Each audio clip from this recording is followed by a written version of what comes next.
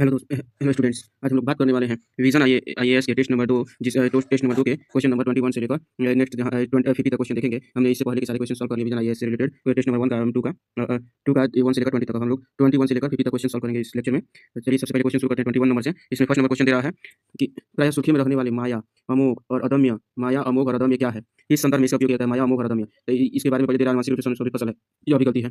ऐसा नहीं है, कृत्रिम बुद्धिमत्ता आधारित साइबर सुरक्षा भी नहीं है। माया अमोघ और अदम्य रोबोटिक बारूदी सुरंग हटाने और बम निपटान प्रणाली भी नहीं है। इसका वास्तविक answer advanced under water vehicle है। यह क्या है? एडवांस्ड अंडर वाटर व्हीकल है यह।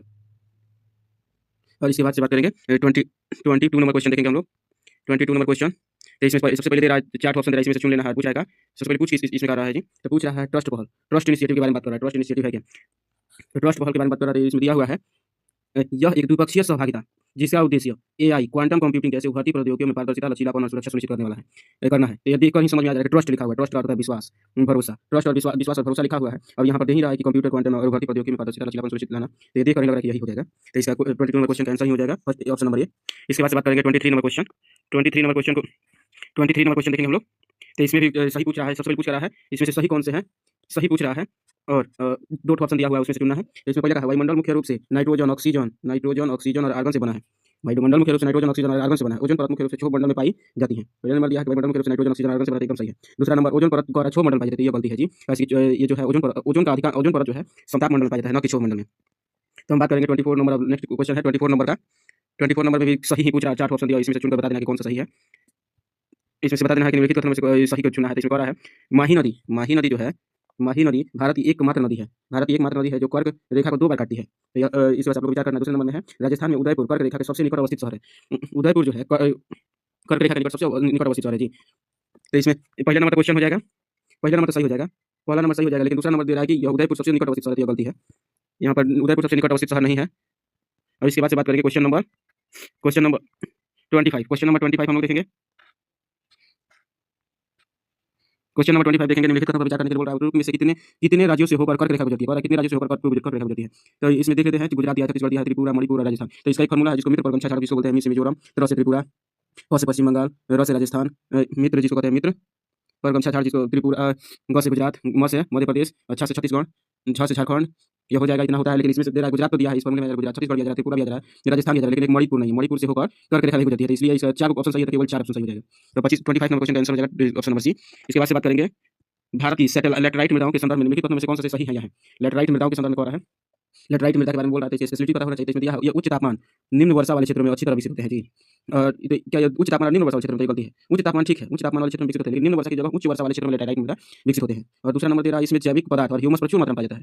तो इसका देख लेते एक बार इसका निर्माण कैसे होता है। ऐसा मान लीजिए कि यह भूभाग है, यहाँ पर खूब ज़्यादा वर्षा हो रही है, बहुत अधिक तापमान है, तो यहाँ का वर्षा के कारण यहाँ के जितने भी ह्यूमस और जैविक पदार्थ बह जाते हैं, इसमें से पतले कण भी बह जाते हैं। तब यहाँ पर जो शेष पदार्थ बचता है उसी को लैटेराइट मृदा कहते हैं, इसमें से सभी ह्यूमस और जैविक पदार्थ बह जाते हैं। तो यहाँ पर बोल रहा है कि जैविक पदार्थ में प्रचुर मात्रा में पाया जाता है, गलती हो जाएगा। अब इसके बाद से दिया है 3 नंबर, मकान बनाने के लिए इसका प्रयोग ईंटें बनाने में किया जाता है।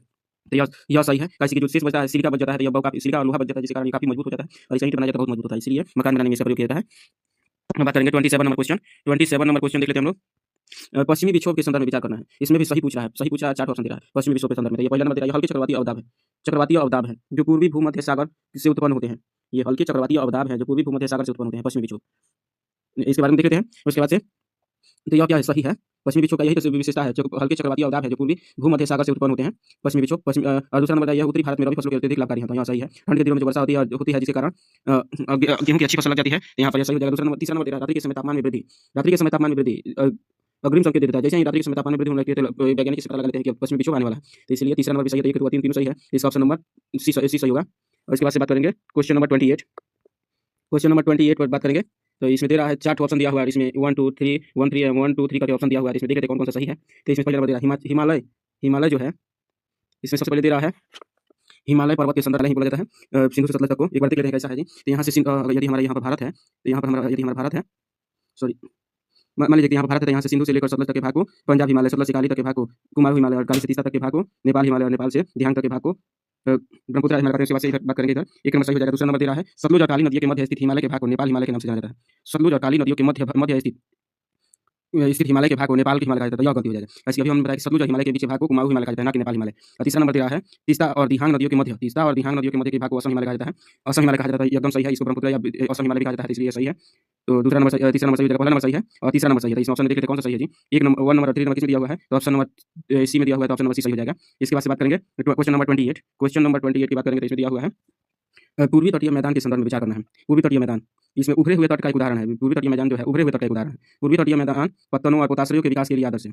पूर्वी तटीय मैदान जो है पत्तन और पोताश्रय के लिए आदर्श परिस्थिति है। तो एकदम सरासर गलती है, क्योंकि यहाँ पर पूर्वी तटीय मैदान नहीं बल्कि पश्चिमी तटीय मैदान आदर्श परिस्थिति प्रस्तुत करता है, जबकि पूर्वी तटीय मैदान आदर्श नहीं है बल्कि पोताश्रयों के लिए अच्छा अनुपयोगी है, कम उपयोगी है। और दूसरा पहला नंबर तो सही है कि उभरे हुए तट के उदाहरण, इसी कारण यहाँ पर पोताश्रय बनाना बहुत कठिन है।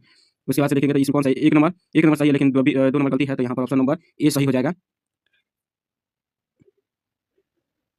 अच्छा, यहाँ पर पूछ रहा है अब नहीं, कौन सा गलती है, कौन सा सही नहीं है। तो यहाँ पर एक नंबर तो सही है, दूसरा नंबर सही नहीं है। तो इसका आंसर क्या हो जाएगा, सही आंसर देखेंगे तो बी नंबर सही हो जाएगा। अब इसके बाद से बात करते हैं क्वेश्चन नंबर 30। क्वेश्चन नंबर 30 देख लेते हैं। भारतीय मानसून के संदर्भ में निम्नलिखित कथनों पर विचार कीजिए। तो इसमें क्या दिया हुआ है, व्यापारिक पवनों के विपरीत मानसूनी पवनें, भारतीय मानसून के संदर्भ में विचार करने को बोल रहा है। व्यापारिक पवनों के विपरीत मानसूनी पवनें मौसमी होती हैं। व्यापारिक पवनों के विपरीत बोल रहा है, व्यापारिक पवनों के विपरीत मानसूनी पवनें मौसमी होती हैं और विभिन्न वायुमंडलीय परिस्थितियों से प्रभावित होकर स्पंदित प्रकृति की प्रदर्शन करती हैं। स्पंदन प्रकृति देख लेते हैं इसमें किस तरह का ऑप्शन दिया हुआ है, क्या पूछा है नीचे। इसमें सही पूछा है। हाँ, हेलो स्टूडेंट्स, आज हम लोग रिवीजन आईएएस के टेस्ट नंबर 3 के क्वेश्चन नंबर 30 से लेकर 50 तक के क्वेश्चंस को सॉल्व करने वाले हैं। इसमें से क्वेश्चन नंबर 30 के क्वेश्चन नंबर 30 का सबसे पहले सॉल्व करते हैं। इसमें क्वेश्चन नंबर 30 का दिया हुआ है 1 से 4 तक ऑप्शन दिया हुआ है और इसके ऑटोमेटिक आंसर भी इसमें आंसर भी दिए हुए हैं, जिसमें दिया हुआ है 1 2 और 3, 2 और 4, 1 3 4 1 2 4 ऐसे करके दिया हुआ है। इसको क्वेश्चन को सॉल्व करना है। तो सबसे पहले इसको पढ़ते हैं क्वेश्चन को। इसमें क्वेश्चन में दिया हुआ है भारतीय मानसून के संदर्भ में निम्नलिखित कथनों पर विचार कीजिए। भारतीय मानसून के संदर्भ में विचार करना है। भारतीय मानसून के संदर्भ में निम्नलिखित कथनों पर विचार कीजिए। व्यापारिक पवनों के विपरीत, पहला नंबर दे रहा है व्यापारिक पवनों के विपरीत मानसूनी पवनें जो होती हैं मौसमी होती हैं। मानसूनी पवनें मौसमी होती हैं, विभिन्न वायुमंडलीय परिस्थितियों से प्रभावित होकर स्पंदित प्रकृति को प्रदर्शित करती हैं। तो क्या ऐसा ही है, तो हाँ एकदम सही है। व्यापारिक पवनें हमेशा चलती हैं, लेकिन मानसूनी पवनें, मानसून का नाम ही है जो कि बार बार मौसम के अनुसार बदलते रहना, मानसून के का ही अर्थ ही है, तो हमेशा प्रभावित होगा। दूसरा नंबर दे रहा है तटीय क्षेत्रों में दूर अंतर्देशीय क्षेत्रों की ओर, तट से दूर अंतर्देशीय क्षेत्र की ओर बढ़ने पर मानसूनी वर्षा सामान्यतः कम हो जाती है। तो एकदम सही है। जैसे केरल में सबसे ज़्यादा बारिश होता है और आगे जैसे जैसे अंदर अंतर तटीय क्षेत्र में अंतर्देशीय क्षेत्र में वायु जाता है, वर्षा की मात्रा कम हो जाती है और कलकत्ता में भी ज़्यादा बारिश होता है, वहीं पर पटना आते आते कम बारिश होने लगता है। तो दूसरा नंबर सही है। तीसरा नंबर दे रहा है भारत में मानसूनी वर्षा का वितरण एवं तीव्रता पर्वतों और पठारों जैसी भौगोलिक विशेषताओं से महत्वपूर्ण रूप से प्रभावित होता है। तो एकदम सही है कि पठारों और पर्वतों से प्रभावित होता है मानसून। तीसरा नंबर दे रहा है मानसून का आगमन धीमा और क्रमिक होता है, जबकि इसकी वापसी अचानक और कम अवधि में होती है। तो एकदम सरासर गलती है। कैसे कि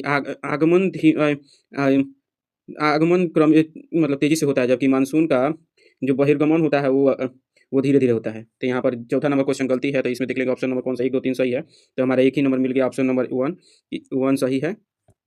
और देख लेते हैं क्वेश्चन नंबर 31। क्वेश्चन नंबर 31 भी के बारे में भी 3 ऑप्शन दिया है। इसमें भी दे रहा है 1 2 2 3 1 3 1 2 3। इसमें पढ़ के देखना है कौन सा सही हो रहा है। इसमें दे रहा है एक वायु राशि और वाताग्रों के संदर्भ में विचार करना है। क्या करना है, वायु राशि और वाताग्र के संदर्भ में। तो पहला नंबर ऑप्शन का है वायु राशि, वायु का एक बृहद भाग होता है। वायु राशि जो होता है वायु का एक बृहद भाग होता है जो एक विशाल क्षेत्र में विस्तृत होता है और एक समान तापमान एवं आर्द्रता की विशेषताओं को प्रदर्शित करता है। वायु राशि समान तापमान और तथा आर्द्रता की विशेषताओं को प्रदर्शित करता है जी। एकदम सही है कि एक प्रकार की वायु राशि, जैसे गर्म वायु राशि हो या ठंड वायु राशि हो, तो एक प्रकार का ही होता है। और दूसरा नंबर है वायु राशियाँ अस्थायी होती है और अन्य वायु राशियों के साथ परस्पर क्रिया नहीं करती हैं।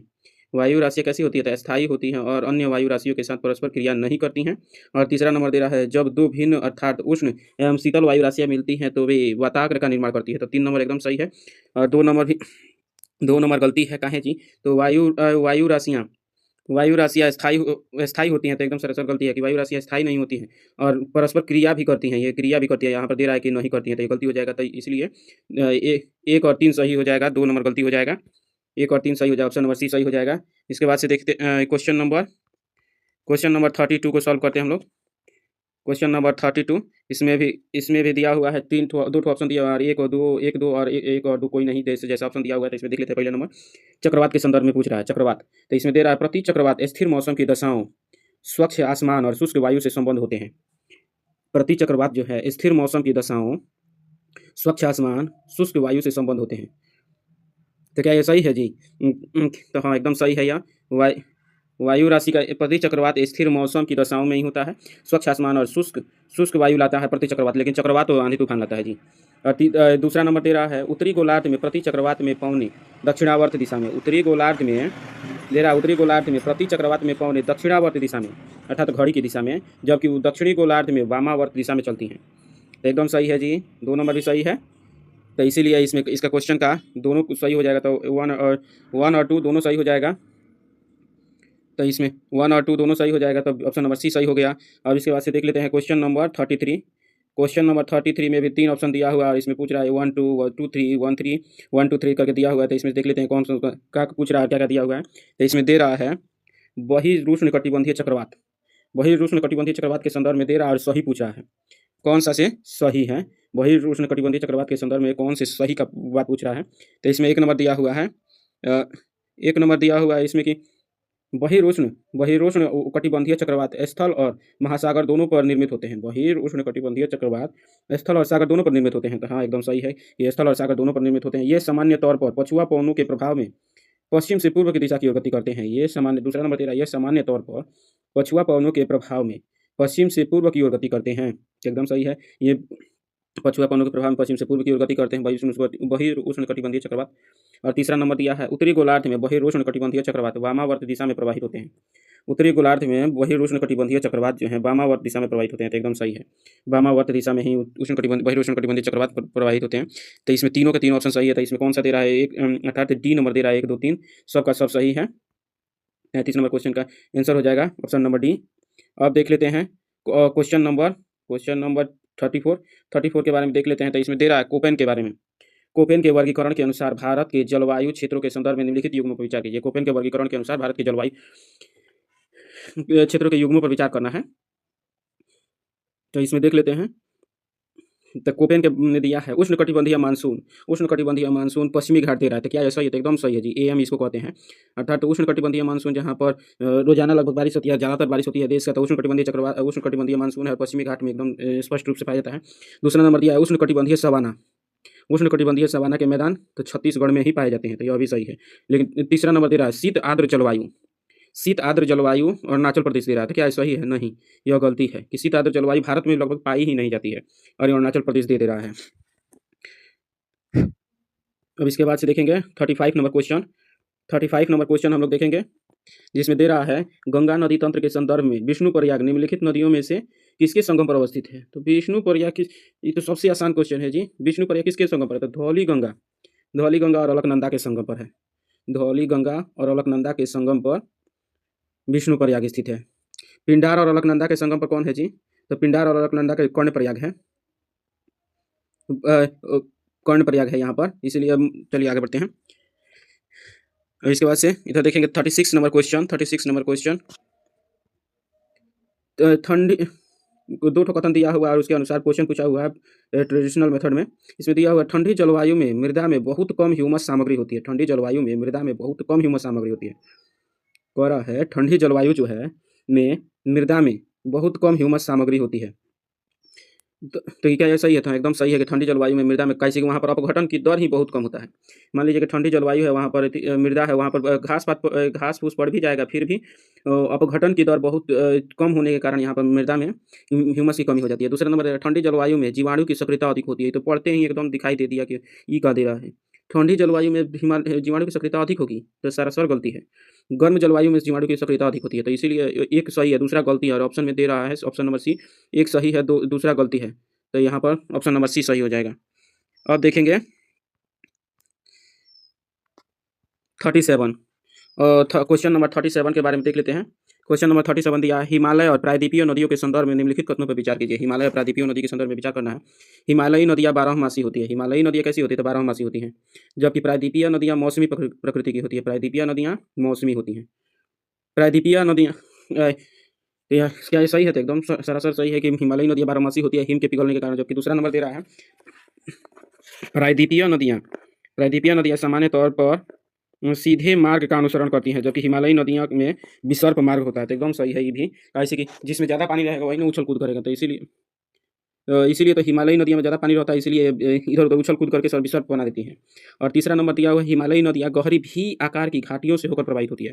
हिमालयी नदियाँ गहरी भी आकार की घाटियों से होकर प्रवाहित होती हैं जी, जबकि प्रायद्वीपीय नदियाँ तुलनात्मक रूप से उथली घाटियों में हैं। इसमें दे रहा है हिमालयी नदियाँ गहरी आकार की घाटियों से होकर प्रवाहित होती हैं। हिमालयी नदी कैसे होती है थी? तो गहरी भी आकार की घाटी से, जबकि प्रायद्वीपीय नदियाँ उथली घाटियों से प्रवाहित होती हैं। तो एकदम सही है। कैसे कि जो ज़्यादा हिमालयी नदियों में ज़्यादा पानी रहता है तो ज़्यादा गहरा घाटी बना लेता है। सही है। तो 1, 2 और 3 तीनों सही है। तो इसमें ऑप्शन दिया हुआ है जी, तो सभी तीनों का टैग देवे किया है कि सभी तीनों ऑप्शन सही हैं। अब देखेंगे अगला 38 नंबर क्वेश्चन देखेंगे हम लोग। 38 नंबर क्वेश्चन में 3 ठो ऑप्शन दिया हुआ है मानसून के संदर्भ में विचार करने के लिए, और 1, 2 और 3 की बात कर रहा है और कोई नहीं की बात कर रहा है या सभी की बात कर रहा है। तो देख लेते हैं कौन सा सही है। तो इसमें दे रहा है, पहला नंबर दे रहा है भारतीय मानसून के संदर्भ में। तो पहला नंबर दे रहा है भारतीय मानसून व्यापारिक पवनों के विपरीत स्थिर नहीं बल्कि अस्थिर प्रकृति का होता है। व्यापारिक पवनों के विपरीत स्थिर नहीं बल्कि अस्थिर प्रकृति का होता है जी। भारतीय मानसून जो है, भारतीय मानसून व्यापारिक पवनों के विपरीत स्थिर नहीं बल्कि अस्थिर प्रकृति होता है। एकदम सही है जी। इसीलिए तो कभी-कभी किसी मौसम में बारिश होता है, किसी मौसम में बारिश नहीं होता है, इसलिए अस्थिर है। दूसरा नंबर दे रहा है मानसूनी वर्षा में समुद्र से दूरी बढ़ने के साथ गिरावट की प्रवृत्ति होती है। एकदम सही है ये भी। कैसे कि समुद्र तट से जितना अंदर जाएंगे, स्थलीय क्षेत्र में जाएंगे, भारत के मुख्य भूभाग क्षेत्र में जाएंगे, मानसून में गिरावट आने लगती है। और तीसरा नंबर दिया, तो एकदम सही है। दूसरा नंबर पे तीसरा नंबर दे रहा है मानसूनी वर्षा मुख्यतः उच्चावच या स्थलाकृतिक द्वारा नियंत्रित होती है जी। स्थलाकृतिक द्वारा नियंत्रित होती है। तो एकदम सही है ये भी। मानसूनी वर्षा के मतलब कि पर्वत पठार जैसे ही आ जाए वहाँ पर वर्षा की मात्रा बढ़ या घट सकती है। यहाँ पर तीनों के तीनों सही है। तो इसमें ऑप्शन नंबर सी सही हो जाएगा। 1, 2 और 3 तीनों सही हैं।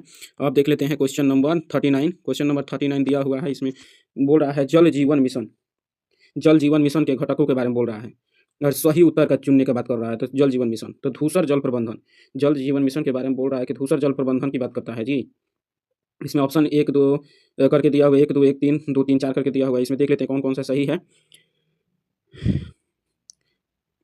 1 नंबर धूसर जल प्रबंधन, तो एकदम सही है ये भी। पूरा क्वेश्चन नहीं हटेगा इसमें, तो देख लेते हैं इसमें अट जाएगा जब हम लोग जल जीवन मिशन के संदर्भ में देख चुके हैं।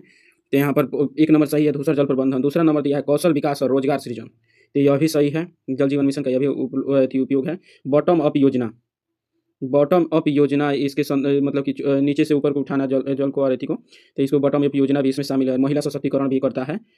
अर्थात यहाँ पर चारों के चारों ऑप्शन सही है, तो ऑप्शन नंबर डी सही हो जाएगा। अब बात करेंगे क्वेश्चन नंबर 40। क्वेश्चन नंबर 40 की बात करेंगे तो इसमें दिया हुआ है सॉवरेन ग्रीन बॉन्ड SGRB के संदर्भ में कथन विचार करना है। तो इसमें क्या दिया हुआ है सबसे पहले 1, 2, 3 कथन दिए हुए हैं और 1, 2 और सभी 3 करके पूछा हुआ है। तो देख लेते हैं कौन सा सही है जी। सॉवरेन ग्रीन बॉन्ड के बारे में पूछ रहा है। सॉवरेन ग्रीन बॉन्ड के बारे में पूछ रहा है। तो यहाँ पर दे रहा है सॉवरेन ग्रीन बॉन्ड्स वे प्रतिभूतियाँ हैं जिन्हें किसी राज्य सरकार द्वारा उन परियोजनाओं को वित्तपोषित करने के लिए ये जारी किया जाता है जिनका पर्यावरण पर सकारात्मक प्रभाव पड़ता है। तो क्या यह सही है? तो नहीं, ऐसा कुछ बात नहीं है कि जो सब पर्यावरण पर सकारात्मक प्रभाव डाले उसी पर वित्तपोषित करने के लिए राज्य द्वारा नहीं बल्कि केंद्र सरकार द्वारा सॉवरेन ग्रीन बॉन्ड्स जारी किए जाते हैं। यह स्पष्ट रूप से हम लोग पता है कि ग्रीन सॉवरेन जो भी बॉन्ड्स होते हैं वे केंद्र सरकार जारी करती हैं। तो यहाँ पर सॉवरेन ग्रीन बॉन्ड्स राज्य सरकार द्वारा नहीं है ऐसी होता है। और इसके बाद से देखेंगे इसमें ऑप्शन के अनुसार भी देखा जाता है। तो पहला नंबर दिया है सॉवरेन ग्रीन बॉन्ड्स, दूसरा नंबर दिया है तो यह तो गलती हो गया कि राज्य सरकार द्वारा जारी नहीं किया जाता, और राज्य सरकार जारी करती है। तो दूसरा नंबर हो गया इन बॉन्ड से प्राप्त आय को अन्य रूप से नवीकरणीय ऊर्जा परियोजनाओं के लिए आवंटित किया जाता है। अनन्य रूप से, यहाँ पर बोल रहा है अनन्य रूप से नवीकरणीय ऊर्जा के क्षेत्र में ही केवल बोल रहा है अनन्य रूप से नवीकरणीय ऊर्जा। लेकिन यहाँ पर तो नियम है कि नवीकरणीय ऊर्जा ही न हो, भले संसाधन की प्राप्ति के क्षेत्र में भी इसको खर्च किया जा सकता है। सॉवरेन ग्रीन बॉन्ड से पैसे को नवीकरणीय क्षेत्र में खर्च किया जाता है, ना कि केवल नवीकरणीय ऊर्जा ही क्षेत्र में ही। तो दूसरा नंबर भी गलती है। तीसरा नंबर दे रहा है केंद्रीय बजट 2024-25 में संप्रभु ग्रीन बॉन्ड के पहले निर्गमन की घोषणा की गई है। तो ये गलती है। इससे पहले भी सॉवरेन ग्रीन बॉन्ड्स जारी करने की घोषणा कर दी जा चुकी थी, केवल बजट 2024 से 25 में नहीं शुरू की गई है। तो इसलिए तीनों के तीनों क्वेश्चन गलती है। तो यहाँ पर कौन सा सही हो जाएगा? तो ऑप्शन नंबर डी सही हो जाएगा। यहाँ पर बहुत सारे सही हैं, भले तीनों के तीनों गलती हैं। तो इसमें दे रहा है कि कोई नहीं सही है। अब देख लेते हैं 41 नंबर में इसमें ऑप्शन क्वेश्चन कैसे दिया हुआ है। 3-4 ऑप्शन दिया है अंडमान निकोबार द्वीप समूह के संदर्भ में सही पूछ रहा है, और एक ऐसे करके ऑप्शन दिया हुआ है। ऑप्शन देख लीजिए एक बार। इसके बाद से देखते हैं अंडमान और निकोबार द्वीप समूह के संदर्भ में विचार करना है। अंडमान द्वीप और निकोबार द्वीप को 10 डिग्री चैनल द्वारा अलग हो जाते हैं। तो एकदम सही है जी कि अंडमान और निकोबार को कौन अलग करता है? तो 10 डिग्री चैनल। अभी दूसरा नंबर दे रहा है, ये द्वीप समुद्र में जलमग्न पर्वतों का ऊपरी हिस्सा है। क्या दे रहा है, ये द्वीप समुद्र में जलमग्न पर्वतों का ऊपरी हिस्सा है। तो एकदम सही है ये भी, कि जो हिमालय है उसी का अग्रभाग है ये, और जलमग्न हो चुके हैं, और पर्वत का ऊपरी हिस्सा मात्र है। तो एकदम सही है। तीसरा नंबर दे रहा है, अंडमान और निकोबार द्वीप समूह भारत की मुख्य भूमि के दक्षिण और दक्षिण पूर्वी हिस्सा में स्थित है। तो एकदम सही है जी, हिमालय का ही भाग है, तो इसीलिए तो दक्षिण पूर्व में जाकर मोड़ लेते हुए जो बंगाल की खाड़ी के क्षेत्र को बना लेते हैं। तीसरा नंबर दे रहा है, बैरन द्वीप भारत का एकमात्र सक्रिय ज्वालामुखी है जो अंडमान सागर में स्थित है। तो एकदम सही है, ये भी बैरन द्वीप ही हमारा एकमात्र मतलब कि सबसे सक्रिय एकमात्र सक्रिय ज्वालामुखी है, अंडमान सागर में स्थित है एकदम। तो इसके लिए ऑप्शन कौन सा सही हो जाएगा, 1, 2, 3 और 4 सबके सब सही हो जाएंगे। इसके बाद से देख लेते हैं क्वेश्चन नंबर 42।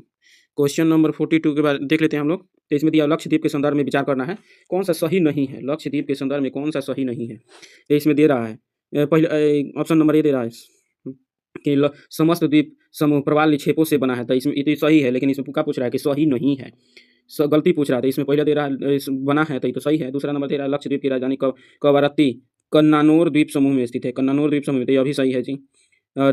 तीसरा नंबर दे रहा है, मालदीव और भारत के बीच समुद्री सीमा 8 डिग्री चैनल से होकर गुजरती है। तो एकदम गलती है, काहे कि मालदीव और मिनिकॉय द्वीप के बीच 6 डिग्री रेखा गुजरती है, ना कि 8 डिग्री। और चौथा नंबर दे रहा है, सैंडल पीक लक्षद्वीप समूह की सबसे ऊंची चोटी है। तो एकदम सॉरी, ये सही है, 6 डिग्री नहीं 8 डिग्री गुजरती है मालदीव और भारत के बीच। मालदीव की मुख्य भूमि की मुख्य भूमि है। भारत का कौन सा है, तो मिनिकॉय द्वीप है। भारत का मिनिकॉय द्वीप मालदीव से किससे अलग होता है, तो 8 डिग्री चैनल से। और इधर दे रहा है सैंडल पीक, ये गलती है, सैंडल पीक लक्षद्वीप समूह की सबसे ऊंची चोटी है, तो यही गलती है। कैसे कि सैंडल पीक सबसे ऊंची यहाँ पर चोटी नहीं है। सैंडल पीक कहाँ पर है, तो अंडमान द्वीप पर, अंडमान में है। अब देख लेते हैं क्वेश्चन नंबर 43। क्वेश्चन नंबर 43 दिया हुआ है, केवल इसमें दे रहा है केवल 1, केवल 2, केवल 3 और सभी 4 को सही करने की बात कर रहा है। तो इसमें देख लेते हैं, पहला नंबर धुआंधार जलप्रपात, धुआंधार जलप्रपात का महाराष्ट्र में है जी। और दूसरा नंबर हुंड्रू जलप्रपात, तीसरा नंबर चुलिया जलप्रपात मध्य प्रदेश में बता रहा है, तीसरा नंबर दूधसागर जलप्रपात राजस्थान में। तो यहाँ पर देखकर ही लग रहा है कि हुंड्रू कहाँ पर है, झारखंड में है, एकदम सही है। यहाँ पर देखिए चुलिया जो है मध्य प्रदेश में, ठीक है, लेकिन ये धुआंधार महाराष्ट्र में नहीं है, ये मध्य प्रदेश में है। और इधर दे रहा है दूधसागर राजस्थान में, तो ये राजस्थान में नहीं है। इसीलिए देख लेते केवल कुछ ऑप्शन नंबर बी सही हो जाएगा, 2 सही हैं, इसीलिए हुंड्रू जलप्रपात और चुलिया जो है यही 2 सही हैं, इसलिए ऑप्शन नंबर बी सही हो जाएगा।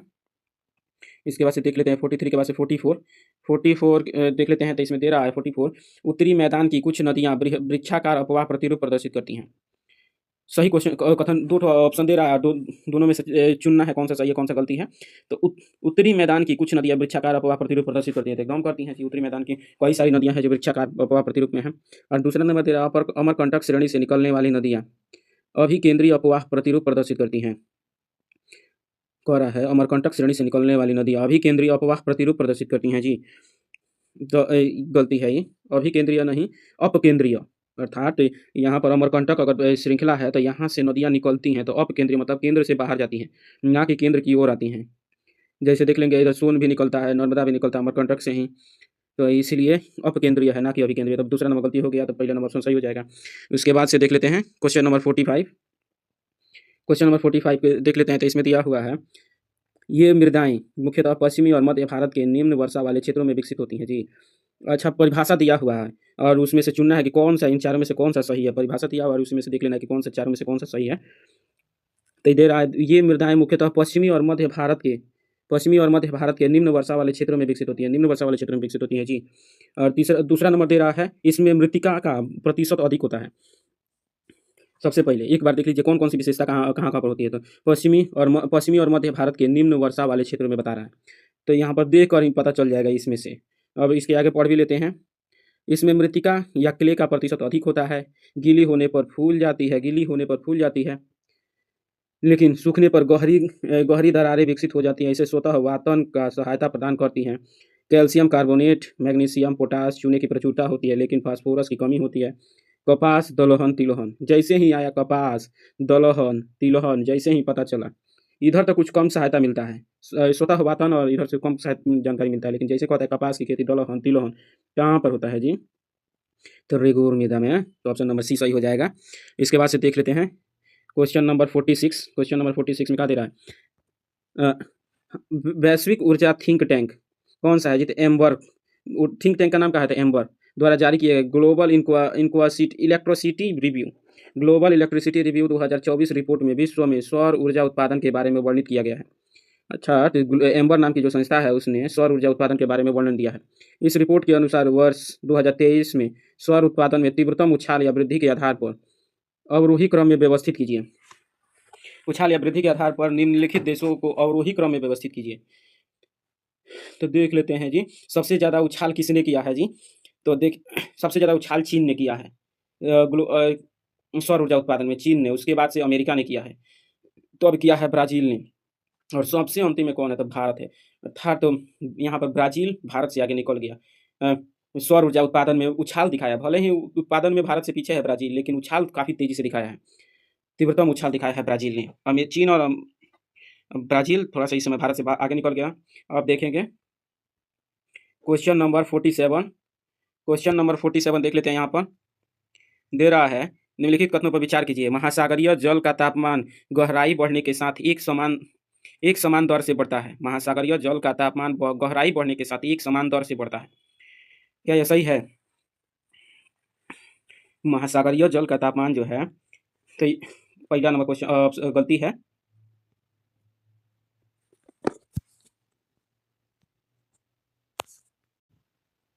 अब देख लेते हैं क्वेश्चन नंबर 47। क्वेश्चन नंबर 47 देख लेते हैं। तो इसमें दिया हुआ है, महासागरीय जल का तापमान गहराई बढ़ने के साथ एक समान दर से घटता है। एकदम गलती, एक समान दर से नहीं होता ही, एक समान दर से घटता है बोल रहा है, तो ये गलती है। कैसे कि इतना अगर तापमान गिरने लगे तो ये 6000 मीटर की गहराई में जाते जाते कितना -डिग्री सेल्सियस चला जाएगा, बर्फ जम जाएगा, लेकिन ऐसा नहीं होता है। एक निश्चित दूरी तक ही, निश्चित गहराई तक ही तापमान घटता है, उसके बाद से पुनः से बढ़ने लगता है, एक संतुलन में आ जाता है। दूसरा नंबर दे रहा है, गहराई के साथ तापमान में परिवर्तन की दर अक्षांश महासागरीय धारा मौसमी भिन्नताओं से के कारण भिन्न हो सकता है। तो एकदम सही है ये कि ध्रुवीय क्षेत्रों में ज़्यादा घटता है तापमान, जबकि इधर बात करेंगे विषुवतीय क्षेत्रों में जो कम तापमान गिरता है। तो इसीलिए एक नंबर गलती है, दूसरा नंबर सही है। तो इसके अनुसार ऑप्शन नंबर डी सही हो जाएगा। ऑप्शन नंबर डी सही हो जाएगा हमारा। अब देख लेते हैं क्वेश्चन नंबर 48। क्वेश्चन नंबर 48 और इसमें 4 ऑप्शन दिया हुआ है, 4 ऑप्शन दिया हुआ है। इसको पूरा ला पाना बड़ा ज़्यादा दिक्कत है, तो देख लेते हैं इसको एक एक करके। सुर्खियों में रही शब्दावली के संदर्भ में कौन कौन से सुर्खियों में रही है जी? Autonomous system industry alliance, autonomous systems industry alliance, जिसको एशिया बोलते हैं। तो एशिया का संबंध किससे है जी? तो इसमें बहुत सारा अलग अलग बात कर रहा है, कृत्रिम बुद्धिमत्ता पर बात कर रहा है, रोबोटिक्स पर बात कर रहा है, और नीचे भी 4 नंबर में कुछ अलग बात कर रहा होगा, लेकिन इसका संबंध किससे है? तो समुद्री ड्रोन और काउंटर ड्रोन सिस्टम के सह विकास और सह उत्पादन को बढ़ावा देने के लिए प्रमुख प्रौद्योगिकी देशों के बीच साझेदारी से जुड़ा हुआ है। समुद्री ड्रोन, काउंटर ड्रोन के सह विकास के लिए है ये, तो इसीलिए ऑप्शन नंबर सी सही हो जाएगा। और चौथा नंबर दे रहा था स्वचालित मशीन, तो इससे कोई स्वचालित मशीनों से संबंधित नहीं है। तो एक बार और देख लीजिए, काफ़ी महत्वपूर्ण क्वेश्चन है। Autonomous system industry alliance Asia समुद्री और काउंटर ड्रोन की बात करता है और सह उत्पादन की बात करता है। अब देख लेते हैं क्वेश्चन नंबर 49। क्वेश्चन नंबर 49 के संबंध में देखेंगे। यहाँ पर कुछ परिभाषा दिया गया है और उसके संबंध में यहाँ पर 4 ऑप्शन दिए गए हैं। देख लेना कि कौन सा इससे जुड़ा हुआ है। तो ये अवसादी चट्टानें हैं, तो ये दिमाग रख लेना कि अवसादी चट्टानें हिमानी निक्षेपों से निर्मित होते हैं। भारत में गोंडवाना श्रेणी में तलछटों के प्रतिरूपण दक्षिणी गोलार्ध के 6 विभिन्न स्थलखंडों से मिलते हैं। पुरातन जलवायु और महाद्वीपों के विस्थापन के स्पष्ट प्रमाण हैं। तो इसमें से कौन सा सही हो जाएगा जी? तो इसमें से देख लीजिए एक ऑप्शन नंबर कौन सा है, दे रहा है प्यूमिस, टीलाइट, संगमरमर, क्वाटाजाइट। तो इसमें से सही हो जाएगा टीलाइट सही हो जाएगा। और इसके बाद से देख लेते हैं क्वेश्चन नंबर 50। क्वेश्चन नंबर 50 के संबंध में देख लेते हैं। भूकंप के दौरान जिस स्थान पर ऊर्जा निकलती है, भूकंप के दौरान जिस स्थान पर ऊर्जा निकलती है, भूकंप का अधिकेंद्र कहा जाता है जी। तो जिस स्थान से ऊर्जा निकलती है उसे भूकंप का अधिकेंद्र कहा जाता है। एकदम कहा जाता है इसको, जहाँ से ऊर्जा निकलेगी उसको अधिकेंद्र ही कहा जाएगा। जबकि दूसरा नंबर दे रहा है, सुनामी तभी आएगी जब भूकंप का अधिकेंद्र महासागरीय अधः स्थल पर होगा। देखिए यहाँ पर दे रहा है, यहाँ पर पहला नंबर क्या कह रहा है, यहाँ पर नहीं पूछ रहा है कौन सा गलती है। तो यहाँ पर पहला नंबर क्वेश्चन गलती है, दूसरा नंबर सही है। पहला नंबर क्वेश्चन गलती है, कहे जी तो भूकंप के दौरान जिस स्थान पर ऊर्जा निकलती है उसे अधिकेंद्र नहीं बल्कि फोकस बोलते हैं। जबकि जहाँ से ऊर्जा उत्पन्न होती है उसको अधिकेंद्र बोलते हैं। जैसे मान लीजिए यहाँ पर पृथ्वी का है, तो पृथ्वी के ऊपरी सतह यहाँ पर ऊर्जा निकलती है, तो उसे उसको फोकस बोलेंगे, और जहाँ से निकलती है उसको अधिकेंद्र। यहाँ से निकलती है। अब देख लीजिए, तो पहले नंबर क्वेश्चन गलती हो गया, दूसरा नंबर सही है। सुनामी तभी आती है जब भूकंप का अधिकेंद्र महासागरीय अधः स्थल पर होगा, तो ये 1 नंबर गलती है, तो ऑप्शन नंबर ए गलती हो जाएगा। इसके बाद से देख लेते हैं 51 नंबर क्वेश्चन देख लेते हैं। 51 नंबर क्वेश्चन हम लोग का दिया है, असंत असांतत्य पृथ्वी के कोर और मेंटल को अलग करती है। कौन सा ऐसा है जो कोर और मेंटल को अलग करता है? तो इसको तो एकदम जो पृथ्वी के परतों के बारे में पढ़ रहा है उसी को पता होगा। जैसे यहाँ पर पृथ्वी, मान लीजिए कि यहाँ पर पृथ्वी का एक त्रिज्या ज्या ले लेते हैं, तो इसमें से 3 परतें होती है, कोर, मेंटल और भूपर पट्टी। तो इसमें से देख लेते हैं ऊपर से कौन कौन सा है जी। सबसे ऊपरी भाग में कोनराड होता है, इसको जो कि भूपर पट्टी को 2 भाग में बांटा है, कोनराड। और यहाँ पर जो मेंटल और भूपर पट्टी को अलग करता है उसको कहते हैं मोह। उसके बाद से इसको दो भाग में बांटता है, रेपेटी इसको बोलते हैं। इसके बाद से इसको क्या कहते हैं, गुटेनबर्ग, और इसको क्या कहते हैं, लेहमैन। तो इसमें पूछ क्या रहा है, तो मेंटल को अलग करता है, किसी कोर को मेंटल से अलग करता है। तो यहाँ पर दिखाई दे रहा है रेपेटी इसको बोलेंगे, नहीं रेपेटी नहीं, गुटेनबर्ग। यहाँ पर क्या है, तो गुटेनबर्ग है, तो इसको क्या बोलेंगे, गुटेनबर्ग। यहाँ पर दिया हुआ है 51 नंबर का ए नंबर ही दिया हुआ है, गुटेनबर्ग। अब देख लेते हैं 52 नंबर क्वेश्चन। 52 नंबर क्वेश्चन देख लेते हैं हम लोग। 52 नंबर क्वेश्चन का दिया हुआ है, 52 नंबर क्वेश्चन दिया हुआ है, और इसमें से पूछ रहा है कौन सा सही है। नहीं, इसमें पूछ रहा हूँ कितने पृथ्वी के आंतरिक भाग के बारे में जानकारी के प्रत्यक्ष स्रोत हैं।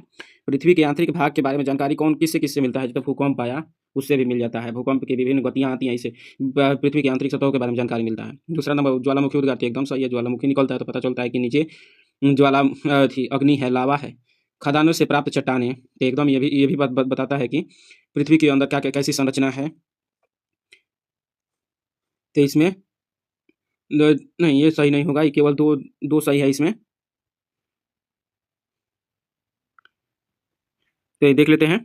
इसके बाद से 53 नंबर का दे रहा है जी। 53 नंबर दे रहा है तीव्र तीव्र और ऊर्ध्वाधर ढाल। इसमें किस चीज़ के बारे में दे रहा है, कितनी पंख प्रवाह को बढ़ावा देती है। पंख प्रवाह का मतलब कहीं पर ऐसा भूमि जहाँ से पंख प्रवाह तेजी से हो जाता है, तो कौन कौन सा है जिसके चलते पंख प्रवाह तीव्र होता है? तो तीव्र और ऊर्ध्वाधर ढाल। तो ऐसी अगर मान लीजिए ऐसी भूमि है तो यहाँ से पंख तेजी से प्रवाहित होगा, तो ये एकदम होगा। और दूसरा नंबर, ऊपरी सतह पर असंगठित सामग्री की उपस्थिति। यहाँ पर कोई असंगठित सामग्री है तो ये कभी भी लुढ़क सकता है, तो ये पंख प्रवाह को बढ़ावा देता है। तीसरा नंबर दे रहा है पर्याप्त जल की रुक रुक कर आपूर्ति। यहाँ पर पर्याप्त जल की रुक रुक कर आपूर्ति होना भी इसके पंख प्रवाह को बढ़ावा देता है। और चौथा नंबर दे रहा है वनस्पति की अनुपस्थिति। वनस्पति की अनुपस्थिति भी जो है यह भी पंख प्रवाह को बढ़ावा देता है। अर्थात चारों के चारों सही है, तो ऑप्शन नंबर डी सही हो जाएगा। और देख लेते हैं 54 क्वेश्चन नंबर 54। क्वेश्चन नंबर 54 तो इसमें दे रहा है, क्वेश्चन नंबर 54 दे रहा है, इसमें क्या करना है, सुमेलित करना है। सुमेलित करना है तो कौन कौन सा सही है ये दिखाना है। तो अवक्षालन दे रहा है, तो अवक्षालन का अर्थ क्या होता है, वो इल्यूविएशन कर रहा है, इल्यूविएशन। तो इसमें नीचे के स्तर में विलयित मृदा पदार्थ का संचय होता है। तो क्या है, सही है, तो एकदम सही है ये। अवक्षालन का अर्थ ही होता है कि नीचे के स्तर में विलयित मृदा पदार्थ का संचयन अवक्षालन कहलाता है। जैसे हम लोग रासायनिक खाद उपयोग कर रहे हैं तो वह मृदा के नीचे जाकर बैठ जाता है और उसको प्रभावित करता है। समपोहन, समपोहन क्या कहलाता है जी, जिसको इल्यूविएशन कहते हैं, समपोहन। जल द्वारा मृदा के अवयवों का नीचे की ओर परिवहन। जल जब मृदा के ऊपरी सतह से नीचे की ओर जाता है तो उसको संपोहन ही कहा जाता है। जैसे जल द्वारा मृदा के अवयवों का नीचे की ओर परिवहन संपोहन कहलाता है। यह भी सही है। तीसरा नंबर दे रहा है विसिलिकायन। विसिलिकायन में क्या होता है, मृदा से सिलिका को हटाना। मृदा से सिलिका को हटाना है विसिलिकायन कहलाता है। ये भी सही है, तो इसीलिए ऑप्शन नंबर सी सही हो जाएगा। अब बात करेंगे क्वेश्चन नंबर 55। क्वेश्चन नंबर 55 देख लेते हैं। तो इसमें क्या दिया हुआ है, अग्नेय सुमेलित बताना है। इसमें दिया हुआ है अग्नेय अंतर्भेदी शैल। और दूसरा नंबर दिया हुआ है आकार। तो इसमें देख लेते हैं कौन कौन सा कैसा कैसा होता है। तो इसमें दे रहा है लेकोलिथ। लेकोलिथ जो है लेंस के आकार का होता है जी। और दूसरा नंबर दे रहा है लेपोलिथ, तस्तरी के आकार का। जबकि फैकोलिथ जो है गुंबद के आकार का। तो इसमें से एक तो सही है, केवल एक ही सही होगा।